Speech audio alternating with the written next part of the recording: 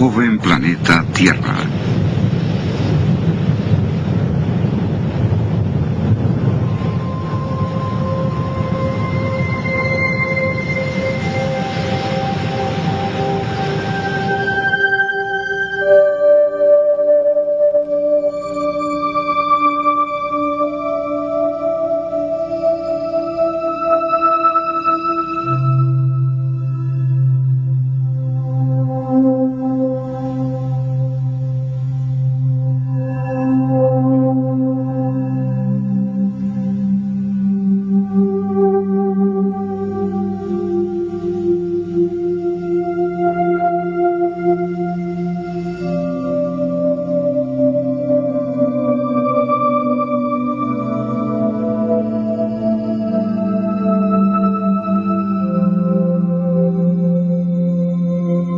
Por décadas, los científicos han propuesto la teoría evolutiva de los orígenes de una Tierra que se formó por el lento enfriamiento de masa fundida durante 4.500 millones de años para crear las rocas base de los continentes, los granitos.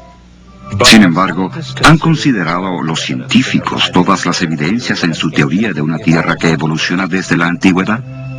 ¿Y si hubiera evidencia en los mismos granitos que demostrara que se formaron rápidamente y no por un enfriamiento lento? ¿Y si hubiera evidencia de que estas formaciones sedimentarias que componen el Gran Cañón se depositaron rápida y no lentamente? ¿Y si hubiera evidencia de que el mismo cañón fue tallado en un corto tiempo por rápidos procesos erosivos? ¿Y si hubiera evidencia que revelara que el carbón y el petróleo pueden formarse rápidamente y son recientes? ¿Y si hubiera evidencia de que los dinosaurios existieron no hace millones, sino unos pocos miles de años? ¿Y si se descubriera que las leyes naturales, el pegamento que mantiene unido al sistema evolutivo, no puede explicarlo todo en la historia de la Tierra? Nos veríamos obligados a considerar otro modelo de historia de nuestro planeta, uno que reconozca la posibilidad de que las tasas de cambios geológicos en el pasado fueron mucho más elevadas de las que observamos actualmente. En este escenario tomaría mucho menos tiempo para que ocurrieran diversos eventos geológicos. Entonces tendríamos todos los ingredientes para concluir que la Tierra es de hecho bastante joven. Pero ¿hay alguna evidencia científica que desafíe la visión evolutiva de una Tierra antigua y apoye la de una Tierra joven? El científico Robert Gentry la ha encontrado. Mientras trabaja en el Laboratorio Nacional de Oak Ridge en Tennessee, ha publicado evidencia que desafía el largo periodo de tiempo de la historia de la Tierra. En 1977, la Red de Comunicación de Investigaciones publicó un innovador informe sobre los resultados de los trabajos del Dr. Gentry, el cual describe sus implicaciones de la siguiente manera. Las actuales leyes físicas pueden no haber gobernado el pasado. Las rocas fundamentales de la corteza terrestre, en vez de enfriarse y solidificarse durante millones de años, se cristalizaron casi instantáneamente. Algunas formaciones geológicas que se pensó tenían 100 millones de años, en realidad solo tienen algunos miles de años.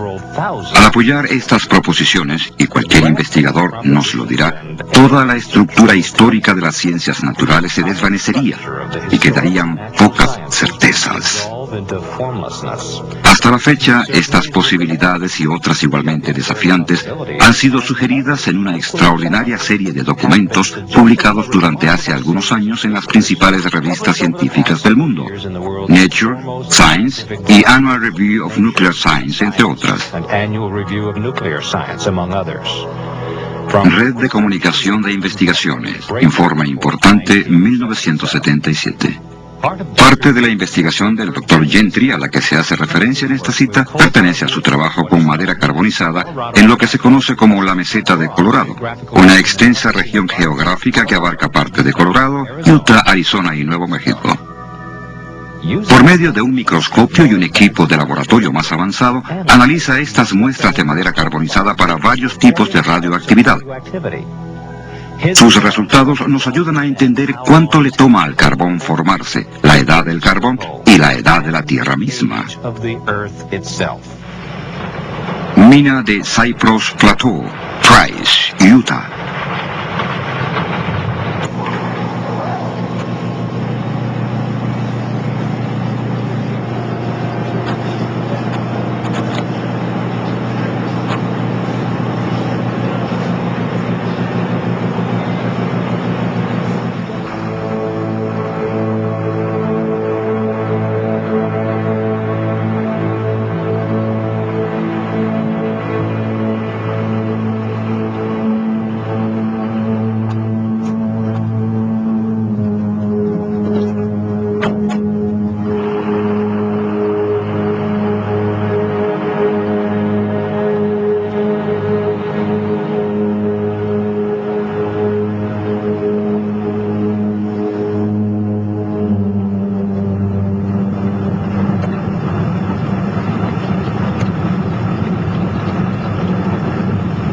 ...610 metros, 10 kilómetros bajo tierra.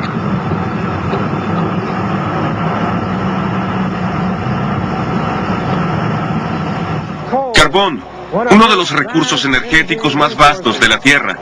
Antes de poder responder la pregunta sobre la edad del carbón y el tiempo de su formación, necesitamos responder a la pregunta ¿de dónde viene? Aquí en esta mina de carbón en Price, Utah, tenemos la respuesta. Aquí tenemos un tronco, casi completamente convertido en carbón. Hay miles de troncos como este en esta y en otras minas del área de Price. Este hecho nos indica que, dadas las condiciones adecuadas de presión, temperatura, agua y tiempo, esta madera y otra vegetación se convertirán en carbón. La pregunta es, ¿cuánto tiempo se requirió para que esto pasara? Robert Gentry y su hijo, David, socio en el trabajo de su padre, exploran este tema juntos. Para responder a esta pregunta, necesitamos ver muestras de madera carbonizada de minas de uranio, en vez de la madera carbonizada de una de las minas de carbón de Price, en Utah. Esta muestra de madera carbonizada proviene de la mina de uranio La Sal, en Utah. Su supuesta edad geológica es de aproximadamente 140 millones de años. Esta muestra de madera carbonizada proviene de una mina de uranio del área de Temple Mountain, aquí en Utah. Su supuesta edad es también de 140 millones de años. Pero observen el parecido que tiene esta muestra con este otro trozo de madera. Son casi idénticos. Es interesante notar que este trozo de madera provino de un trozo fresco de madera como este, hace solo unas pocas semanas. Esta cercana similitud hace sugerir una importante pregunta. En realidad, ¿es verdad que este trozo de madera carbonizada de La Sal o este otro trozo del Temple Mountain, ambos en Utah, son 140 millones de años más antiguos que este trozo de madera que David y yo hace poco obtuvimos en nuestros experimentos? No exactamente. Encerrada en estas y otras muestras de madera carbonizada de las minas de uranio, se encuentra una evidencia extraordinaria que nos cuenta una historia diferente. Para verla es necesario que las muestras se coloquen en epoxi, un tipo de resina, y luego en unos portaobjetos de vidrio para su observación bajo el microscopio. Bajo el microscopio podemos ver decoloraciones producidas por partículas radioactivas expulsadas de diminutos centros. Algunos son circulares, otros elípticos, como puede verse en estas fotografías. Para formarse estos halos circulares y elípticos, necesitaron una secuencia especial de acontecimientos, en realidad tan especial que derriba completamente la idea de una edad antigua del carbón y apunta hacia su reciente formación, geológicamente hablando. ¿Qué tan reciente? En 1976 publiqué mis resultados sobre los estudios de estos troncos en la edición de Issue of Science del 15 de octubre de 1976. Esto es lo que decía ese informe. Estos extraordinarios valores, con referencia a estos porcentajes de uranio, admiten la posibilidad de que tanto la infiltración inicial del uranio como la carbonización posiblemente hayan ocurrido en los últimos miles de años. En otras palabras, estaba sugiriendo que el carbón se forma muy rápido, geológicamente hablando. Esta información se ha mantenido inalterada y no se ha refutado en la literatura científica desde que se publicó en 1976. Por lo tanto, tenemos derecho a sacar algunas conclusiones firmes sobre los datos.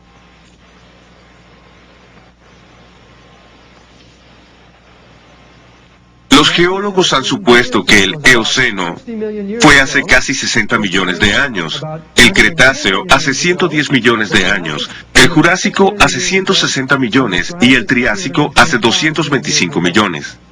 Pero los resultados que hemos presentado contradicen esa información, y lo que muestran es el entierro simultáneo de todas estas formaciones hace varios miles de años. Estos resultados pertenecen al origen y a la edad del carbón, donde quiera que se encuentre. Bahía de Catherine Hill, Australia. No lejos de esta zona costera, cerca del punto de rocas planas, se encuentra un objeto de gran interés geológico, un antiguo árbol. Pueden verse los restos fosilizados de este árbol que se extienden sobre 3,5 metros de capas sedimentarias entre 2 vetas de carbón localizadas aquí. Hace años, cuando una compañía minera excavó las capas que cubrían el árbol, se podía ver que el pie del árbol se extendía hacia la parte más baja de la veta de carbón. Desde ese entonces, la parte inferior del árbol se ha separado. Incluso ahora, con su reducida longitud, el árbol se extiende a través de capas que, normalmente, los geólogos opinan que toman cientos de miles de años en acumularse. Pero estas capas no pudieron tardar tanto tiempo, ya que el árbol se hubiera podrido mucho antes de que los sedimentos hubieran tenido tiempo de acumularse a su alrededor. Más bien, este árbol es un testimonio mudo de su catastrófico entierro en al menos 2 secuencias de depósitos de ceniza volcánica. Como lo indica la evidencia, probablemente el árbol quedó enterrado en una serie de flujos de ceniza volcánica con muy poca separación entre uno y otro, similar, tal vez, al catastrófico entierro de miles de árboles en el monte St. Helens en el estado de Washington. Pero si el carbón se formó rápidamente, esperamos ver lugares donde los geólogos han encontrado grandes dificultades para explicar su origen, por la lenta acumulación de vegetación. Así que veamos de cerca la evidencia de la formación del carbón, como ocurre en la espectacular cuenca del río Powder, en Wyoming y Montana. La mina abierta de la empresa AMAX en Eagle Butte, cerca de Gillette, Wyoming, revela las enormes reservas de carbón que son visibles por los métodos de explotación a cielo abierto utilizados aquí. La mina de Eagle Butte posee capas de carbono vetas con un espesor aproximado de 37 metros. Esta mina es parte de un área rica en carbón mucho más grande, conocida como la cuenca del río Powder. Esta gigantesca reserva de 26.000 kilómetros cuadrados, ubicada entre las Black Hills de Dakota del Sur al este y las montañas Big Horn al oeste, se extiende hacia el norte hacia el río Yellowstone en Montana y hacia el sur hasta Casper, Wyoming. La inmensidad de los depósitos de carbón de la cuenca del río Powder ha llamado la atención de geólogos durante décadas. Tal interés se documentó en la edición de mayo de 1993 de Earth Magazine. El artículo El carbón del río Powder, enigma geológico, dilema ambiental, incluía estas afirmaciones. Las vetas de carbón del río Powder son extraordinariamente gruesas y puras, libres de otro material.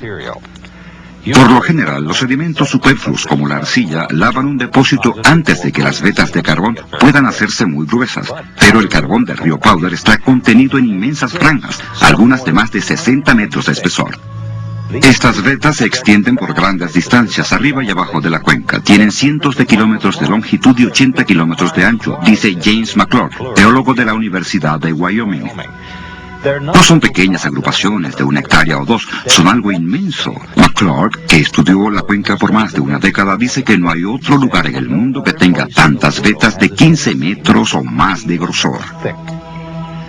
Pero la cuenca del río Powder no es solo un recurso económico.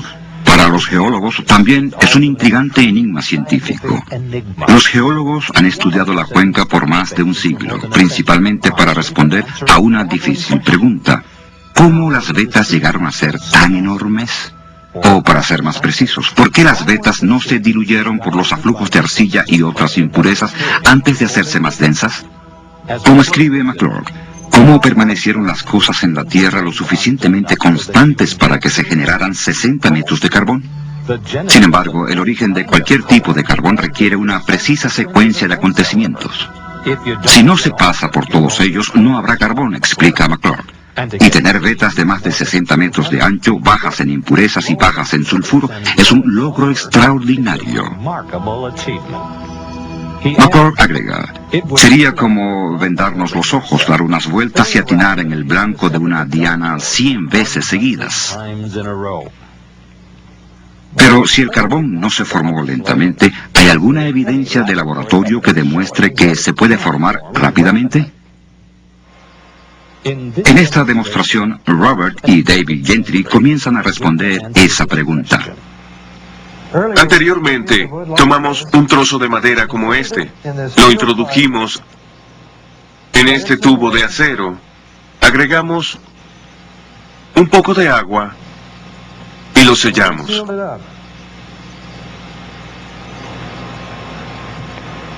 El próximo paso es colocarlo en un horno a más o menos 160 grados centígrados por 2 semanas. Ahora estamos listos para ver los resultados del experimento.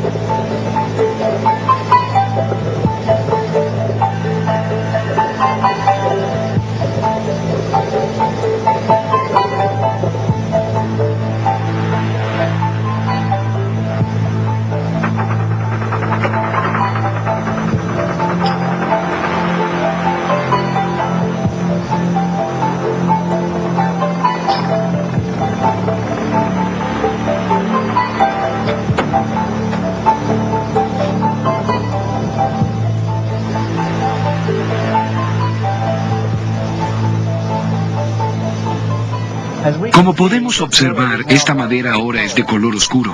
También es más blanda. Una reacción química entre el vapor y la madera bajo presión ha hecho que ocurran estos cambios. Esta muestra aún no es carbón, pero claramente el proceso de carbonización ha comenzado. La pregunta es, ¿se obtendría carbón si este experimento o una variación de él se continuara por un periodo de tiempo más largo? Los científicos del Laboratorio Nacional de Argonne respondieron a esta pregunta en una serie de experimentos realizados en los años 80. Uno de los primeros informes sobre su trabajo apareció en la revista Chemical and Engineering News el 21 de noviembre de 1983. En la página 42 de este número se lee la siguiente cita. Químicos del Laboratorio Nacional de Argonne han tenido éxito en la creación de un tipo de carbón artificial a partir de materiales de aparición natural. El proceso es mucho menos difícil de lo que se pensaba en el pasado que era necesario, y proporciona algunas nuevas ideas sobre la estructura del carbón y cómo alterarla. Tiempo después de que aparecieron los informes publicados en la revista Geoquímica Orgánica, la revista científica inglesa de Ciencias Naturales informó sobre el éxito de sus experimentos. En la página 316 de la edición del 28 de marzo de 1985 se lee lo siguiente. A Winans y sus colegas del Laboratorio Nacional de Argonne les ha tomado menos de un año preparar un carbón sintético caracterizado meticulosamente. El material que produjeron es indistinguible del material real con todas las técnicas que se le han aplicado hasta ahora. Y su síntesis hace surgir muchas preguntas interesantes en la química orgánica. Para comprender sus resultados, notemos primero la estructura básica de la madera. Los dos componentes principales de la madera son celulosa y lignina. Básicamente, la lignina actúa como un agente aglutinante para las fibras de celulosa. Se llevaron a cabo diversas variaciones del experimento de Argonne, pero la fórmula exitosa fue la que combinó lignina y arcilla con calor, aproximadamente a 150 grados centígrados, en ausencia de oxígeno. Durante un periodo de cerca de 8 meses, se produjo carbón artificial.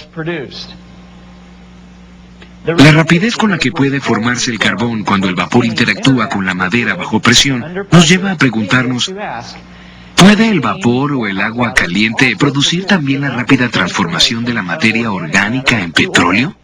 Un artículo titulado Agua en todas partes, publicado en la edición de Noticias Científicas del 20 de febrero de 1993, contesta esta pregunta. Investigadores de Exxon descubrieron que el agua desempeñó un papel fundamental en la formación del petróleo. Los esfuerzos para sintetizar petróleo fallaron hasta que se agregó agua caliente en el recipiente del reactor, que contenía la muestra de roca fuerte. Cuando se hizo esto, se encontró una capa de petróleo en la superficie del agua al final del experimento. Este resultado demuestra que hay una vía alterna para la producción de petróleo en la Tierra, con el agua caliente en un papel más importante. El artículo señaló que este descubrimiento podría acabar con las ideas establecidas acerca de la formación del petróleo. Sin embargo, otros acontecimientos naturales ya están haciendo estragos en las teorías convencionales. Y por si fuera poco, algunos investigadores, uno de ellos de la Universidad Estatal de Oregón, han publicado informes que muestran evidencia de formación de petróleo en la actualidad en la cuenca de Guaymas, en el Golfo de California. Ahora mismo en el Golfo de California, a 1800 metros de profundidad, hay una acumulación de sedimentos orgánicos que se derivan de las algas marinas y otras fuentes orgánicas. Debajo, agua sobrecalentada está siendo empujada por una fuente de calor intenso a través de estos sedimentos. El petróleo se forma con la interacción de sedimentos orgánicos y agua sobrecalentada. Este petróleo hidrotermal de la cuenca de Guaymas prácticamente es indistinguible de los petróleos crudos que se obtienen de los pozos perforados en la Tierra. Las implicaciones de este descubrimiento difícilmente pueden ser desestimadas. La posibilidad que debe ser tomada en cuenta es que el origen de las reservas de petróleo crudo que abundan por el mundo puede explicarse por medio de procesos hidrotermales similares a los que tienen lugar en la cuenca de Guaymas. Pero en vez de una dispersión abierta de petróleo directamente en el agua del mar, un sistema cerrado podría ser visualizado fácilmente, donde se pueda acumular una reserva de crudo. Existe la posibilidad de que una inundación universal fuera decisiva en la producción de las inmensas reservas de petróleo del Medio Oriente y del resto del mundo. La gran cantidad de vegetación sepultada por este tipo de inundación, mezclada con agua sobrecalentada, similar a la detectada en la cuenca de Guaymas, podría producir petróleo en las cantidades que vemos actualmente. Dependiendo de las condiciones del entierro, la materia orgánica se transformaría en petróleo o en carbón. ¿Existe un modelo de historia de la Tierra que incorpore estas características, que admita la formación de las grandes reservas de petróleo y carbón del mundo en un periodo de tiempo mucho más corto del que se ha pensado anteriormente? ¿Qué hay de un modelo basado en el registro de la historia de la Tierra dado en el Génesis? La Biblia describe que la Tierra comenzó a existir hace cerca de 6.000 años. Una tierra originalmente cubierta de exuberante vegetación, luego devastada por un diluvio universal cerca de 1700 años más tarde. Esta escala temporal, desde luego que concuerda con todos los descubrimientos científicos que he realizado, y es un hecho que el agua una vez cubrió esta tierra.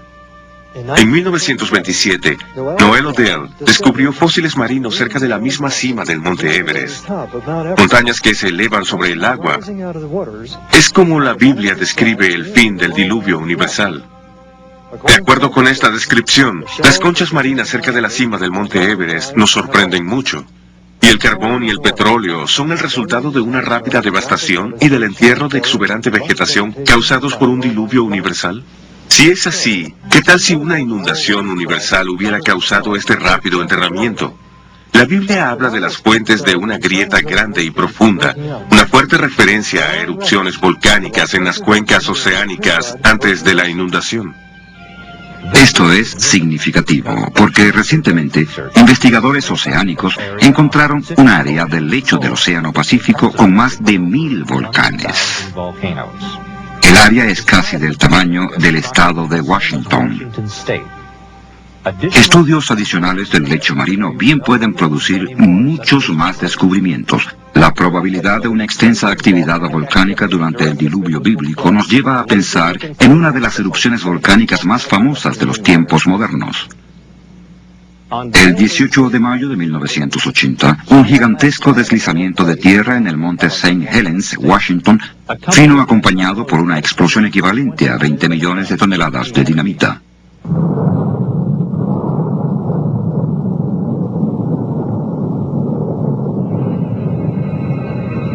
Esta explosión lateral de vapor sobrecalentado, ceniza volcánica y polvo arrasó con más de 390 kilómetros cuadrados de bosques, partiendo inmensos pinos como si fueran mondadientes. Los escombros del derrumbe se precipitaron al lago Spirit, causando una ola colosal que bañó un lado de la montaña adyacente a más de 240 metros sobre el nivel del agua antes de la erupción. Una capa promedio de 90 metros de nuevo sedimento que cayó al lago ha hecho que el nivel de su superficie sea ahora unos 75 metros más alto. Y un gran número de árboles derribados por la explosión cayeron al lago Spirit, arrastrados por la gigantesca ola. La catastrófica fuerza del agua para acumularse y sepultar extensas cantidades de vegetación puede observarse fácilmente aquí. La maraña de troncos flotantes en el lago Spirit solo tiene la mitad de su tamaño original, ya que el resto de los troncos se ha hundido hasta el fondo.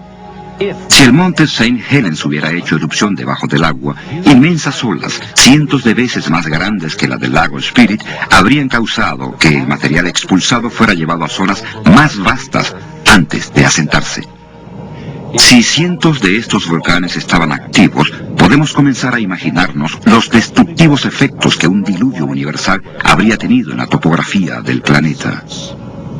Esto hace que nos preguntemos, ¿puede un diluvio universal como el descrito en la Biblia ser también la explicación de otros fenómenos geológicos, como el del Gran Cañón? Algunos geólogos nos habrían dicho que los depósitos sedimentarios se asentaron durante muchos millones de años, lo que simplemente no es verdad. El hecho es que la geología del Gran Cañón encaja en un modelo que se basa en el suceso de un diluvio universal. En un intento por saber de dónde vinieron las aguas de la inundación, a dónde fueron después del aluvión y qué acontecimientos geológicos ocurrieron mientras duró, recurrimos al Dr. Walter Brown, antiguo jefe de los estudios de ciencia y tecnología en el Air War College y profesor titular de la Academia de la Fuerza Aérea de Estados Unidos. Su desarrollo de la teoría de las hidroplacas proporciona la clave que descubre muchos misterios sobre el diluvio y sus efectos. En nuestro planeta podemos ver 17 aspectos muy extraños que hoy pueden explicarse sistemáticamente como resultado de un cataclismo, un diluvio universal cuyas aguas salieron expulsadas de cámaras subterráneas con una liberación de energía que excedía la explosión de 10.000 millones de bombas de hidrógeno. Esta explicación nos demuestra la rapidez con que se formaron las principales montañas. Explica los depósitos de carbón y petróleo, la rápida deriva continental, por qué los lechos oceánicos tienen enormes fosas y cientos de cañones y volcanes. Explica la formación de estratos divididos en capas y la mayoría de los registros fósiles, las llamadas edades de hielo y los principales cañones, especialmente el Gran Cañón. Quizás la Tierra antediluviana tenía un inmenso supercontinente que contenía exuberante vegetación, mares, ríos y montañas menores. De acuerdo con la teoría de las hidroplacas, la Tierra antediluviana tenía mucha agua subterránea, cerca de la mitad de la que hay en nuestros océanos actualmente. Esta agua estaba en cámaras interconectadas que formaban una concha esférica de unos 800 metros de grueso, quizás a 16 kilómetros por debajo de la superficie terrestre. El incremento de la presión en la cámara subterránea expandió la corteza como se expande un globo cuando aumenta la presión en su interior. La falla en la corteza comenzó con una fisura microscópica que aumentó en ambas direcciones a cerca de 5 kilómetros por segundo. La grieta, que siguió el camino de menor resistencia, rodeó el planeta en aproximadamente 2 horas. Cuando la grieta se desplaza por la Tierra, la corteza sobre ella se abrió como el rasgón de una tela muy estirada. El agua subterránea estaba bajo extrema presión, debido al peso de 16 kilómetros de roca presionando hacia abajo. así que el agua salió violentamente de la rotura. Los cálculos demuestran que estas fuentes de agua de la grieta que rodeaba el planeta salieron propulsadas de manera supersónica a más de 30 kilómetros hacia la atmósfera. La rociada de esa enorme fuente produjo lluvias torrenciales que la Tierra no había experimentado antes ni experimentado desde entonces. La Biblia afirma que todas las fuentes del gran estallido se abrieron en un día. Y describe estos eventos hace cerca de 4.500 años. Ahora podemos unirlos científicamente por orden de causa y efecto en la teoría de las hidroplacas. Las fuentes de la Gran Grieta y el vapor en expansión produjeron violentos vientos y parte del agua que salió expulsada por encima de la helada estratosfera se congeló en cristales de hielo sobreenfriados y se formaron inmensos depósitos de hielo que sepultaron, asfixiaron y congelaron instantáneamente a muchos animales. El agua a alta presión erosionó la roca en ambos lados de la grieta e incluso arrojó los contenidos calizos de muchos mares antediluvianos. Grandes cantidades de sedimentos de esta agua turbia se asentaron en todo el planeta. Estos sedimentos atraparon y sepultaron plantas y animales, lo que formó el registro fósil. La vegetación arrancada por la inundación se desplazó a regiones donde se acumuló y rápidamente se convirtió en carbón y petróleo por procesos que hoy en día podemos reproducir en el laboratorio. Los experimentos demostraron que cuando la erosión ensanchó la grieta, su grosor se hizo tan grande que la roca comprimida debajo de la cámara subterránea se levantó, dando origen a la dorsal media oceánica que envuelve a la Tierra como la costura de una pelota de béisbol. Las placas continentales, las hidroplacas, aún con agua lubricante debajo de ellas, se desplazaron hacia abajo, lejos de la emergente dorsal media atlántica. Después de que las inmensas placas continentales alcanzaron una velocidad de unos 70 kilómetros por hora, chocaron entre ellas, se comprimieron, se aplastaron, se condensaron y se doblaron. Las porciones de hidroplacas que se levantaron formaron montañas. Las que se combaron hacia abajo formaron fosas oceánicas. Por eso sus aspectos por lo general van paralelamente con los de las dorsales oceánicas de las que se alejaron.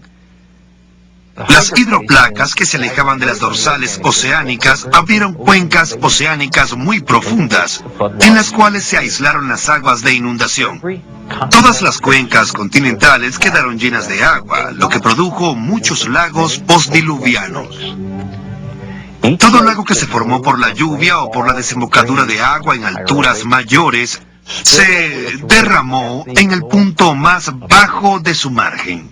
Esto erosionó la pequeña abertura de su borde, permitiendo que fluyera mucha más agua a través de ella, lo que cortó más rápida y profundamente los sedimentos blandos depositados por la inundación.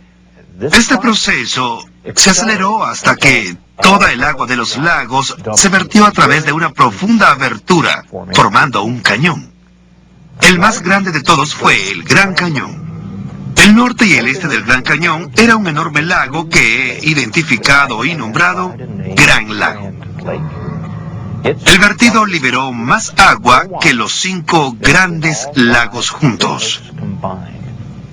El Gran Lago se derramó, erosionó su embalse a 30 kilómetros de Page, en Arizona, y formó de manera catastrófica el Gran Cañón, en cuestión de semanas. La rápida deposición de los depósitos por la acción de las mareas significa que hubo poco tiempo para que ocurriera la erosión entre capas sucesivas. Sobre la escala del largo período visualizado por la teoría evolutiva, debería haberse encontrado evidencia considerable de erosión y de relleno por formaciones geológicas sucesivas durante el clima que se esperaba por millones de años. Las capas geológicas del Gran Cañón son extraordinarias porque muestran poca o ninguna evidencia de erosión entre capas diferentes. En lugar de eso, vemos capas que tienen mucha más coherencia con la rápida deposición visualizada por el modelo de la gran inundación.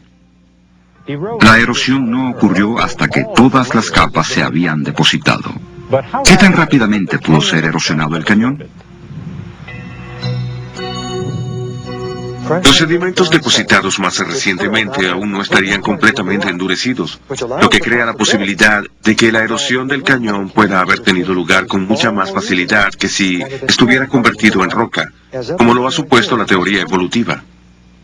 Sin embargo, bajo las condiciones adecuadas, el agua puede cortar su paso a través de las rocas más duras, como el granito, en el fondo del Gran Cañón. Estas condiciones comprenden la llamada cavitación. La cavitación es el proceso de pulverización de la roca relacionado con flujos de agua mayores a 2.800 litros por segundo. Cuando el agua se separa por irregularidades en el canal del lecho de roca, se producen burbujas vacías que golpean como un martillo la superficie de la roca, convirtiéndola literalmente en polvo. Un moderno ejemplo de la rápida erosión del lecho de roca por cavitación es el embalse del Cañón Glen, en el río Colorado, más arriba del Gran Cañón. La excesiva nevada en la parte más alta de la cuenca del río Colorado a finales de la primavera de 1983 causó una escorrentía excesiva que se vertió en el lago Powell a un promedio de hasta 4.200 litros por segundo. Esta rápida afluencia amenazó con desbordar el embalse del cañón. Para controlar el flujo, la planta de energía trabajó a su capacidad máxima liberando 793.000 litros por segundo a través de las turbinas. Luego se abrieron las tuberías de desagüe para drenar otros 480.000 litros por segundo y aún así no era suficiente. La situación de emergencia requirió que los ingenieros se arriesgaran a dañar el túnel aliviadero. Y el 15 de junio el túnel de 12 metros de diámetro se abrió para drenar 368.000 litros por segundo adicionales, que luego llegarían a 480.000 por segundo. Luego, el 28 de junio, el flujo se incrementó a 906.000 litros por segundo. En ese momento, el agua que salía del túnel era roja, y los ingenieros sintieron temblores de tierra fácilmente perceptibles. Grandes bloques de hormigón y roca eran arrojados del túnel de 12 metros de diámetro. Después de cerrar el túnel aliviadero, el equipo de inspección descubrió grandes daños por efecto de la cavitación. El revestimiento de acero de 90 centímetros del hormigón armado del túnel tenía inmensos agujeros. En un recodo donde el túnel se eleva, un hoyo de 9 metros y medio de profundidad, 46 metros de altura y 12 metros de ancho cortaba el revestimiento en piedra arenisca roja. Se requirieron 1.700 metros cúbicos de hormigón para rellenar este enorme agujero. El proceso de reparación comprobó la gran extensión del daño. La velocidad de la erosión en el túnel aliviadero del embalse del Cañón Glen ocurrió muy rápidamente durante el período en que apareció el color rojo del agua y se sintieron los temblores. Es posible que la cavitación pulverizara el hormigón, el acero y la piedra arenisca a un promedio de 28.300 litros por segundo durante el período cumbre de la erosión. Los efectos destructivos de la cavitación en el embalse del Cañón Glen nos indican que el Gran Cañón pudo haberse erosionado muy rápidamente por la abrupta liberación de un gran volumen de agua sobre él. Pero, ¿de dónde provino el agua y qué causó su repentina liberación? Los estudios del Dr. Brown sobre el Gran Cañón proporcionan una de las mejores respuestas. A la mayoría de la gente se le ha dicho que el poderoso río Colorado talló el Gran Cañón durante millones de años. Pero si la gente pudiera estudiar el cañón desde un avión, podría ver su inmensidad y lo diminuto que es el río en relación con el cañón. No hay río sobre la tierra que pueda tallar este gran hoyo en el suelo, ni siquiera en miles de millones de años. Si el río Colorado talló el Gran Cañón, la primera pregunta que deberíamos hacernos es, ¿a dónde van los sedimentos erosionados? Debería haber un gigantesco delta fluvial al final del río Colorado, pero no lo hay. Además, los geólogos no pueden encontrar un gran delta fluvial cerca de esta parte del mundo. Así que debemos preguntarnos a dónde va toda esa tierra. En varios lugares de esta plataforma que domina el Gran Cañón, hay pequeñas montañas o cerros con capas horizontales que cuentan una historia fascinante. Las capas están alineadas, así que obviamente una vez estuvieron conectadas.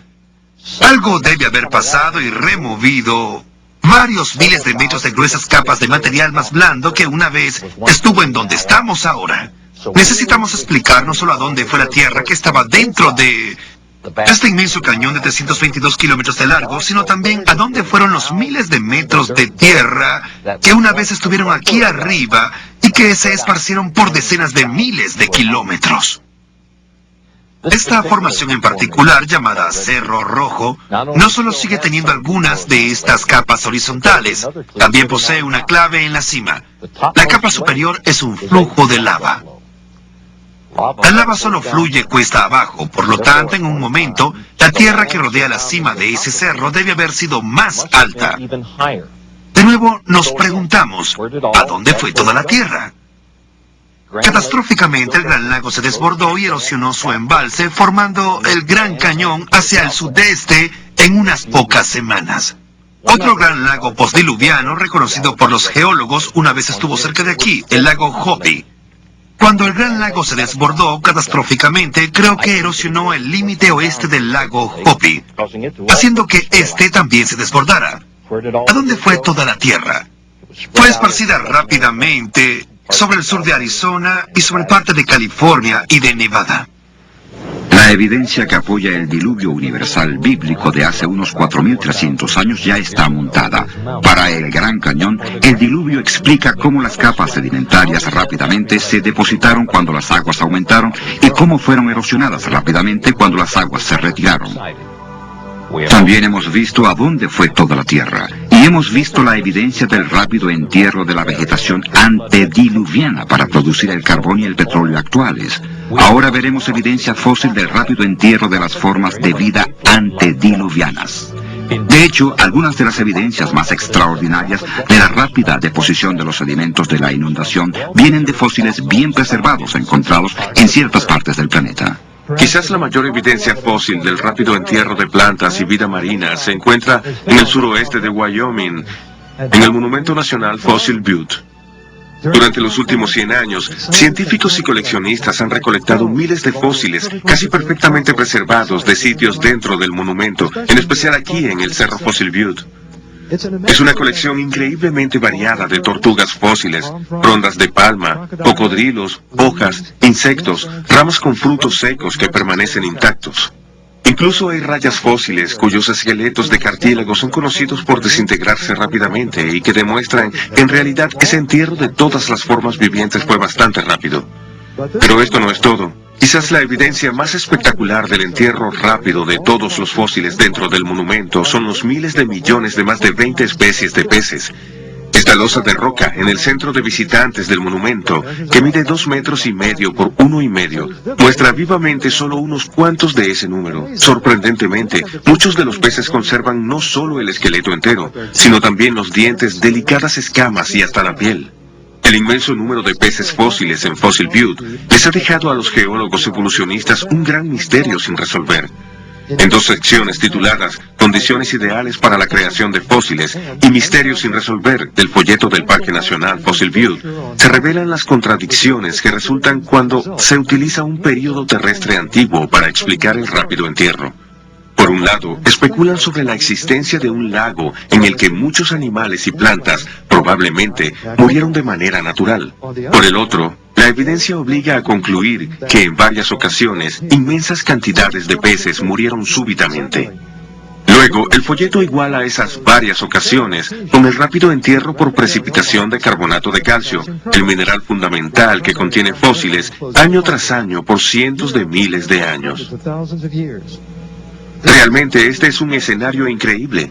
Tener este inmenso número de peces que se reprodujeron en un corto tiempo solo para ser exterminados por una catástrofe un año más tarde aproximadamente. Y esto se repetiría varios cientos de miles de veces. Desde hace tiempo, los paleontólogos deberían haber visto la falacia en este escenario, por ninguna otra razón más que por las frondas de palmas fósiles hermosamente preservadas.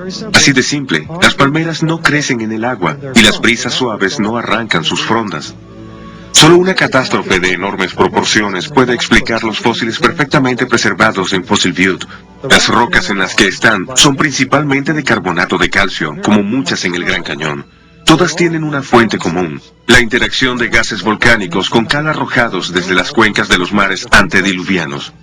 esta concordancia junto con la evidencia de la rápida deposición y el entierro nos indica plenamente que Fossil Butte y el Gran Cañón se originaron en el mismo gran acontecimiento, la catástrofe del diluvio universal. ¿Pero hay alguna otra evidencia que pudiera comprobar que Fossil Butte es solo tan antiguo como el diluvio? La respuesta es sí. Repetidas veces, los geólogos han identificado el sitio de Fossil Butte como perteneciente al Eoceno, que presumen fue hace 50 o 60 millones de años. Pero ya hemos visto en mis estudios de la madera carbonizada y en la gráfica sobre la caída de los periodos geológicos que el Eoceno encaja en el esquema de un diluvio universal hace solo algunos miles de años. Así que no hay duda de que todo el suceso de Fossil Butte encaja solo dentro del esquema de una inundación universal y de una Tierra muy joven. Y eso es todo. No todo quedó sepultado el primer día de la inundación. Las aguas estuvieron aumentando por 40 días. Los animales terrestres, lo suficientemente grandes para sobrevivir un poco más, dejaron registro de sus esfuerzos por escapar de las aguas en aumento. Este registro está en el carbón y es verdaderamente fascinante.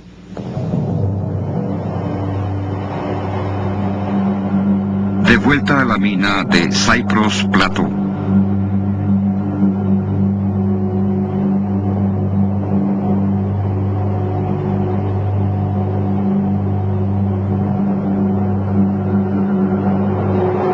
Huellas de dinosaurio en carbón.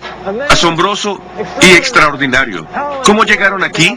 Obviamente, en el pasado, había una inmensa franja de vegetación en esta área. Los dinosaurios deambulaban sobre la vegetación antes de convertirse en carbón. Pero ¿hace cuánto tiempo fue eso? ¿Qué edad tienen los dinosaurios? Eso es lo que queremos saber. Esta otra huella de dinosaurio nos cuenta la historia. Está justo al lado de uno de esos troncos carbonizados de esta mina de carbón de Price en Utah. En realidad, está a solo 30 metros de los troncos carbonizados que vimos anteriormente. Así que sabemos que cualquiera que sea la edad de la madera carbonizada, los dinosaurios eran del mismo período.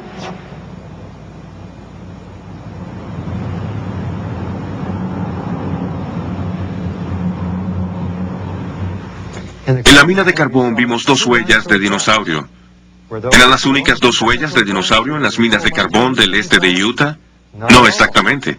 Aquí en el Instituto del Museo Prehistórico del Este de Utah, miren lo que se ha sacado de esas minas de carbón. Miren todas estas huellas de dinosaurio, de diferentes tamaños. Algunas de dinosaurios carnívoros, otras de herbívoros. ¿Por qué estaban todas juntas? Para contestar esta pregunta, miremos el mapa del fósil de la mina Kenilworth. Dice que hay al menos 8 tipos de huellas diferentes en 100 metros de la superficie del techo de las minas. Aquí en el mismo mapa podemos ver las huellas y los troncos carbonizados. De acuerdo con el letrero, estos dinosaurios deambulaban por un pantano. El sentido común nos dice que eso no puede ser verdad. No hay pantanos en el mundo que preserven estas huellas. Todos estos dinosaurios estaban juntos por una razón. Estaban tratando de escapar de las aguas en aumento de la inundación universal. Estos gráficos ayudan a ilustrar cómo las huellas de los dinosaurios pudieron haberse formado en la época del diluvio y por qué persisten en el carbón. La tierra antediluviana estaba cubierta de vegetación, una escena de belleza por todos lados. Luego vino la inundación. La lluvia torrencial y las fuentes de la grieta grande y profunda causaron que la exuberante vegetación del planeta fuera barrida por las crecientes aguas. Esta vegetación se acumuló en grandes marañas y luego fue depositada por el flujo y reflujo de las olas de las mareas, producidas por actividad volcánica en los mares antediluvianos. Cada acción de las mareas dejaba su depósito de sedimento dentro o sobre la capa de vegetación.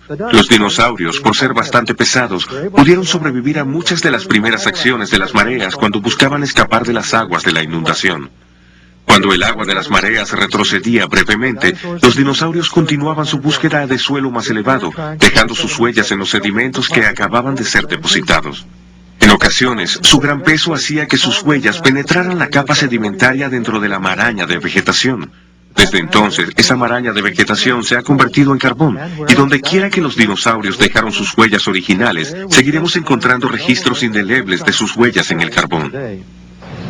Monumento Nacional del Dinosaurio, Vernal, Utah.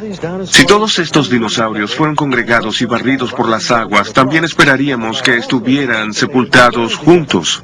Y de hecho, aquí en el Monumento Nacional del Dinosaurio en Vernal, Utah, vemos un gigantesco cementerio de dinosaurios fósiles.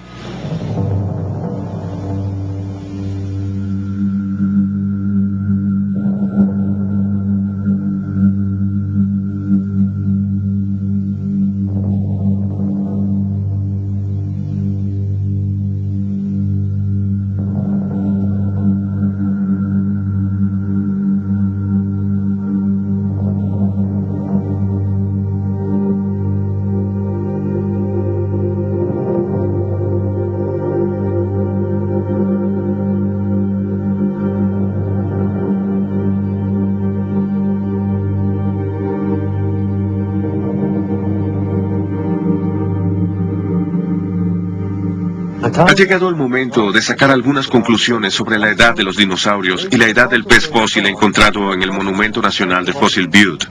Aquí en el Monumento Nacional del Dinosaurio hay un letrero que dice que estos huesos de dinosaurio tienen 145 millones de años, el llamado periodo Jurásico, pero sabemos que en realidad eso no puede ser verdad. Si recordamos nuestros primeros resultados con la madera carbonizada, ahí encontramos el derrumbamiento de los períodos geológicos. El Eoceno, el Cretáceo, el Jurásico y el Triásico, los encontramos a todos juntos hace solo algunos miles de años.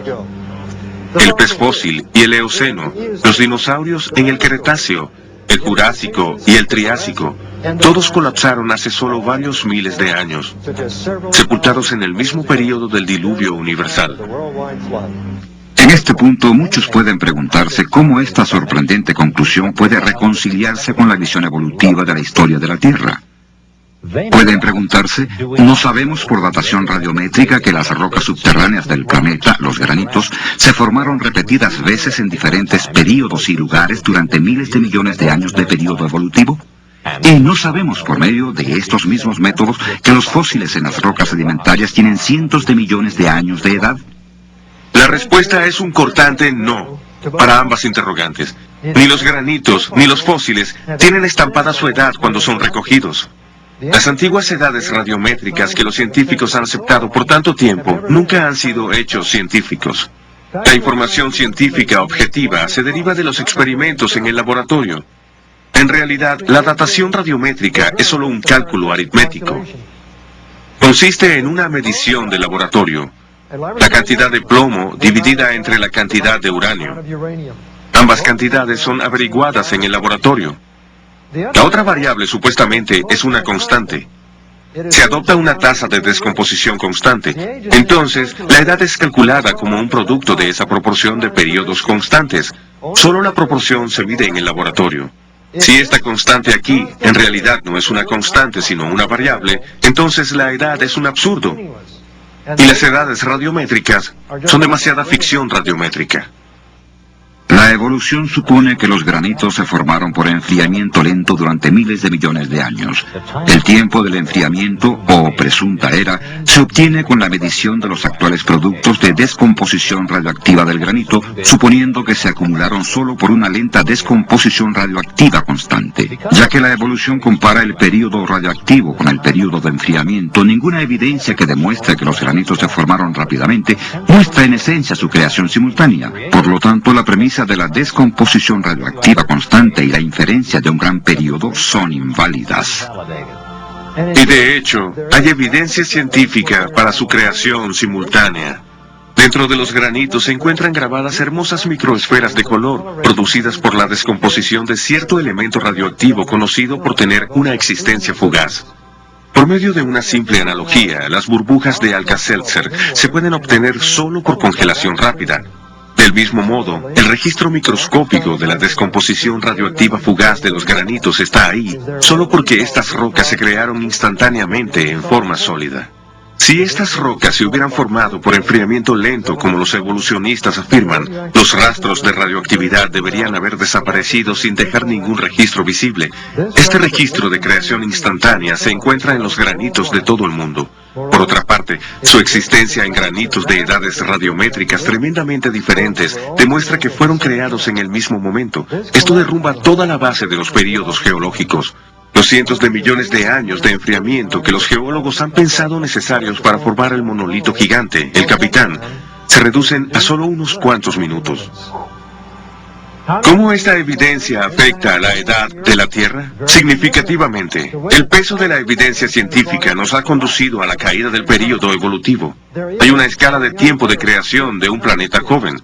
Las edades radiométricas de los granitos, que se extienden desde 80 millones a 4.000 millones de años, son inválidas. Estos granitos del Parque Yosemite, las rocas fundamentales del Gran Cañón, hasta los de Japón e India, y hasta los granitos de Europa, Rusia y Canadá, fueron producto de una creación simultánea.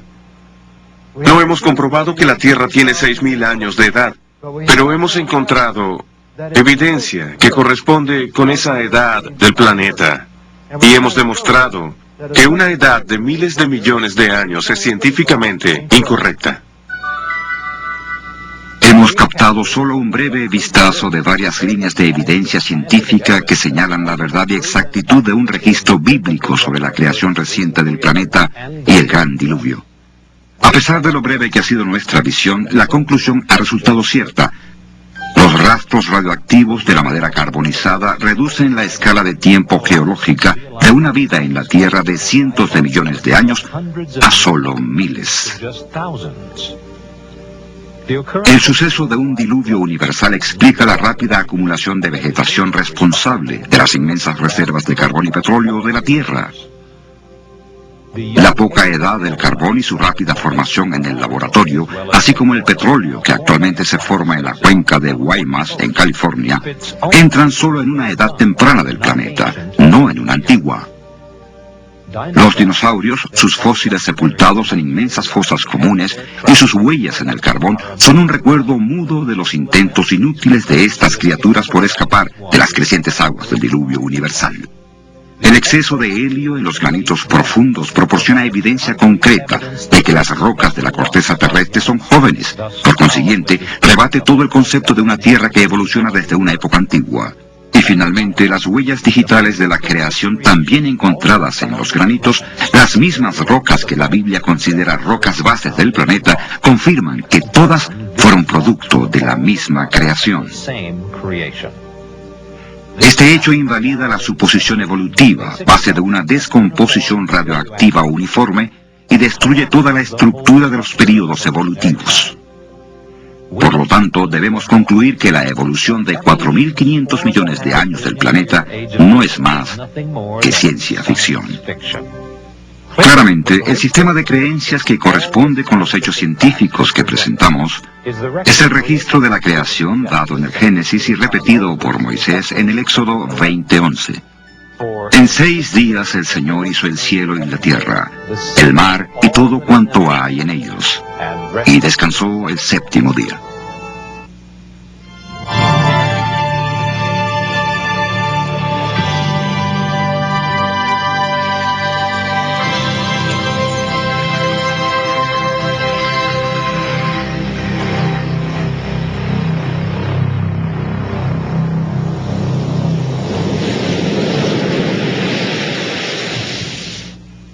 To order this fascinating video, call now 1-800-467-6380. That's 1-800-467-6380. Or visit the website at www.halos.com to order by check or credit card. Again, that's www.halos.com.